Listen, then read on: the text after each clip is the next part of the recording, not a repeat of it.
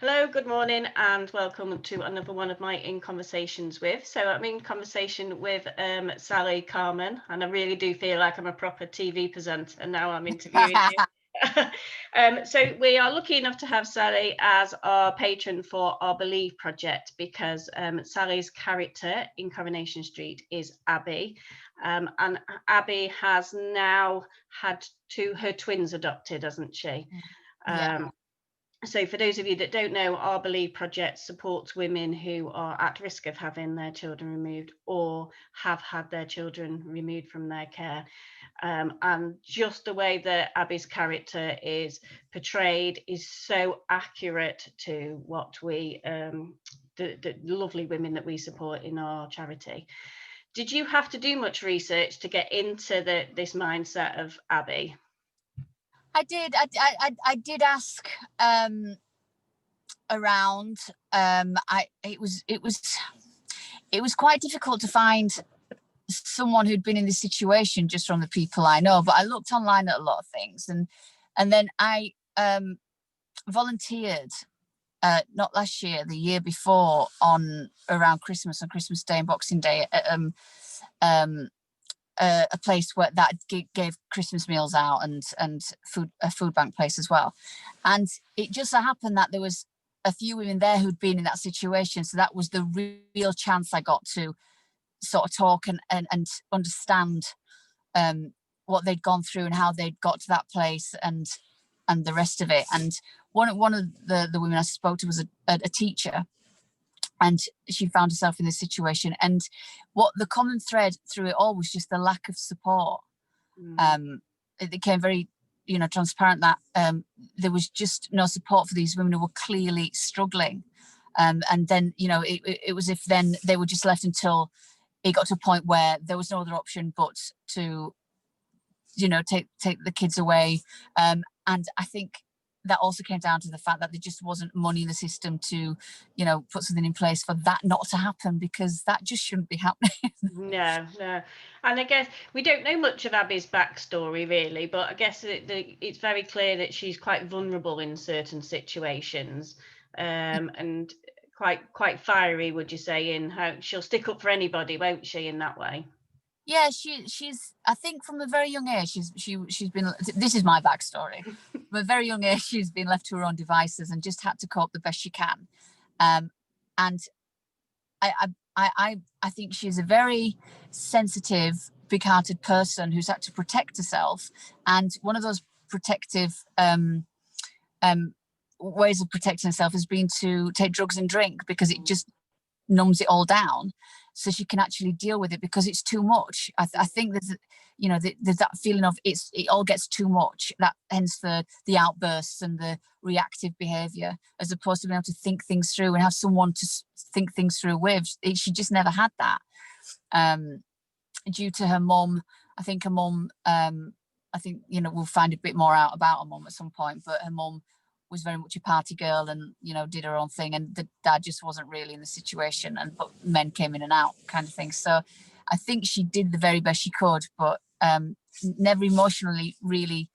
She's kind of stopped growing the minute she picked up a drink or picked up drugs. That was it. So essentially, whenever she sobered up, she was the same 12-year-old emotionally as she was before she did, Yeah, and I think that's with our women, and like you say about the mum role model, that a lot of the women we support have never had that positive role Yeah. model to keep them on the straight and narrow and challenge some of them decisions as well.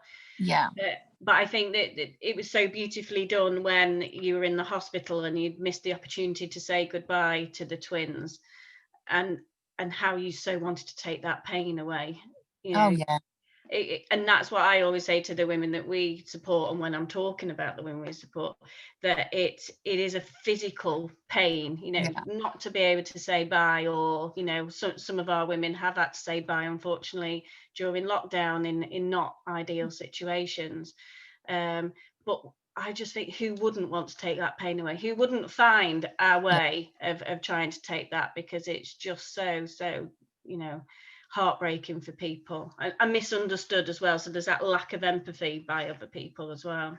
It's got to be the worst thing a mother can go through, a parent can go through, to you know, get to that point, and not, and like you say, not to be able to say goodbye, and the guilt and the shame that must come with that, all misplaced in my opinion.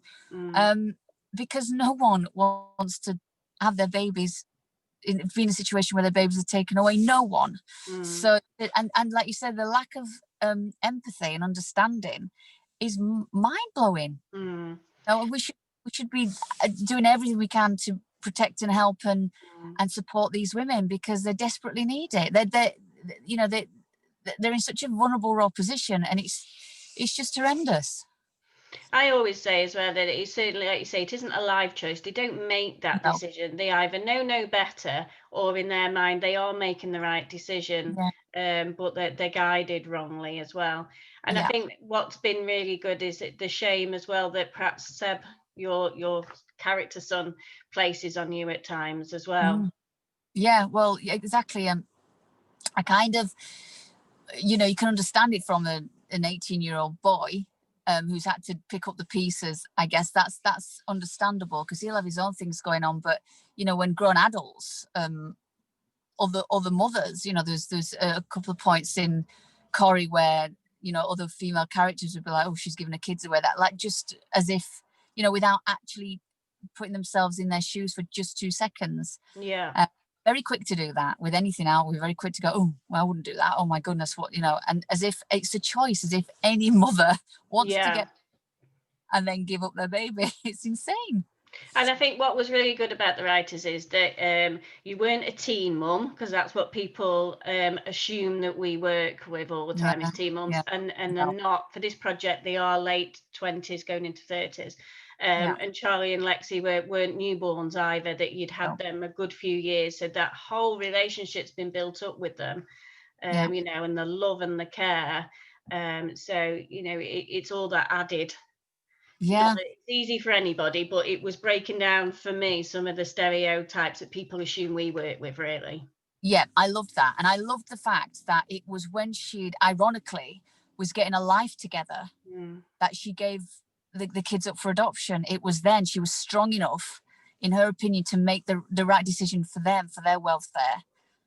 Because when she was in the situation where I first started playing her, she was in a house that had no heating, that was in a mess, and she was on drugs. She couldn't have done it then. Like, no, they mind, you know, but when she got herself together a little bit more and was in a place where she could make a decision, that's when she went, no, this isn't good enough for them. I'm going to do this for them.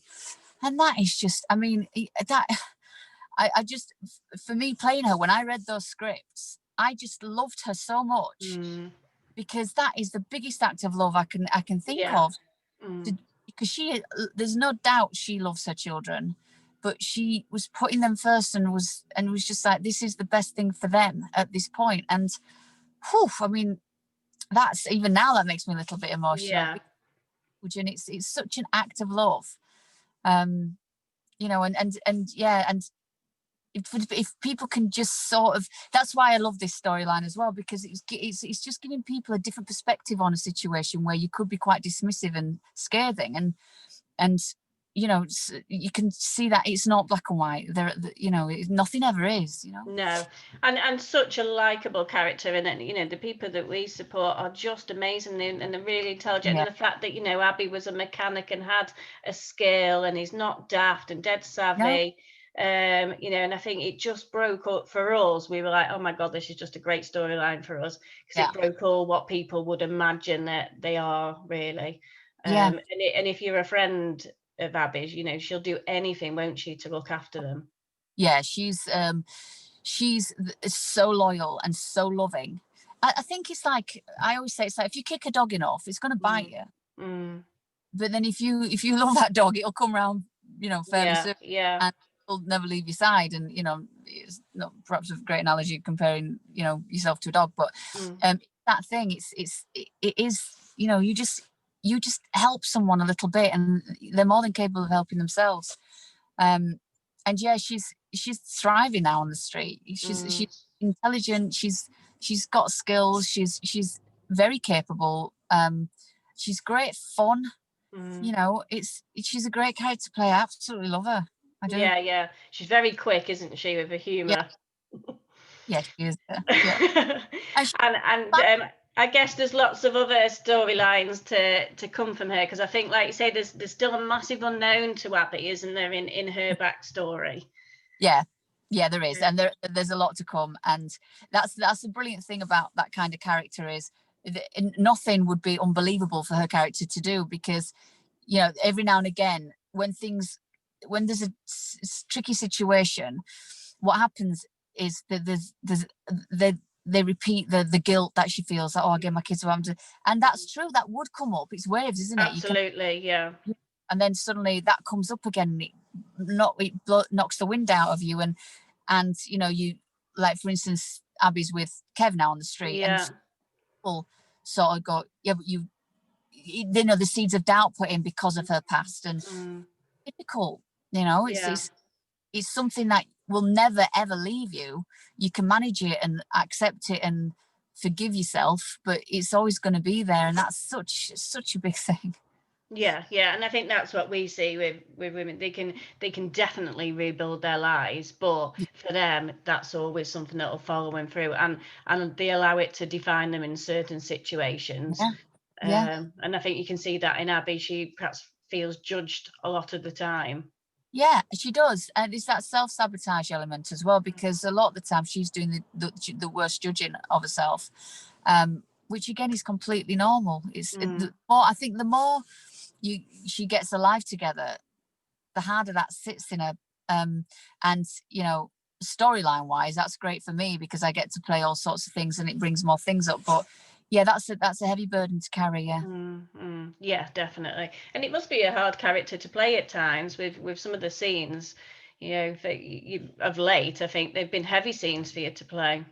Yeah, it is, because the thing is with Corrie is brilliant, but it's quite quick, and you have a lot of scenes in a day, so you really have to prep at home. And when those particular scenes, when it is quite emotional, and I really do put the work in, because it's so important to get it right as you can get it. And I just need to feel that. And I always, you have to compare it to your own experiences in life, and I sort of think on those things and think how like my little dog, I absolutely adore my dog, and I think how much more worse. Yeah. And then I'm there then, and I just yeah. So I've just, as said, there's been a notification on my phone that there's a big storyline for you. You're one of the characters, I think, on the 60th anniversary thing. So it's been nice to take it that Coronation Street have been able to do that with all what's been going on with lockdown, because you stopped filming altogether, didn't you? Yeah, we did. We stopped filming for, I think it was about 6 weeks, and then they slowly just got a group core of actors in, and they put they put every sort of stipulation in place to make it work. We still got the 2 meter rule on set and outside, so it's been tricky, but they've done a brilliant job of making it work, and it does work. So I am in the thick of it for the 60th, and again, that's where you'll see her loyalty come out full force, because she's all or nothing. Kind of her personality, or what she's had to be in life, and that shapes your character, doesn't it? Your personality, your circumstances, and she is very much all in. No, definitely. I love it. Yeah, and I think people expect that of her as Abby, to be the forefront of sticking up for people, or having a say. Yeah, or doing stupid things, and I'll not say any more than that. Well, I still like the way you set fire to the car. It wasn't just that you were gonna have a word with him. It had to be something completely elaborate. And that's what I like sometimes at work. We'll hear stories and think, oh, only them could do that, and they're funny stories. Yeah, but I totally understand that, because it's so overwhelming, that the feelings you have when you feel so strongly about things, that you just react without thinking. You just caught up in that moment. Then afterwards, it's like, oh, why did I do? But that again is just a sign of a massive heart, and also of years of hurt. And it's not just that one incident; it's everything else that's also played in that moment. And it's like, oh, and it's just overwhelming, and out it comes. Yeah, definitely. So are you filming now? Are you past Christmas or at Christmas point? Well, I walked on set yesterday and they had Valentine's Day cards in the cabin window, so so we're way over Christmas now. Yeah. Gosh, yeah, it's hard Yeah. to imagine, particularly in this climate, you know, how they plan everything, and Yeah. you have to try and make it exact for COVID, but we never It's, know ourselves, do we? So yeah, it's really tricky. So we're just kind of doing what you need to do now. We're wearing masks and, you know, all the rest of it on screen. But like you say, it's impossible really to know, because it changes weekly, doesn't it? Daily, yeah, actually. yeah. Yeah. So it sounds like you're staying put at the moment for at Coronation Street. I am, yes, for at least another year. Oh, brilliant. Yeah. Well, thank you very much for talking. I think No. it's just so good for our project to you know, to Oh, get the good, word out there, and for good. people to understand the work we're trying to do and how important that is really. Good. Yeah. So thank you very much. No, you know, thank you for doing that work. It needs doing.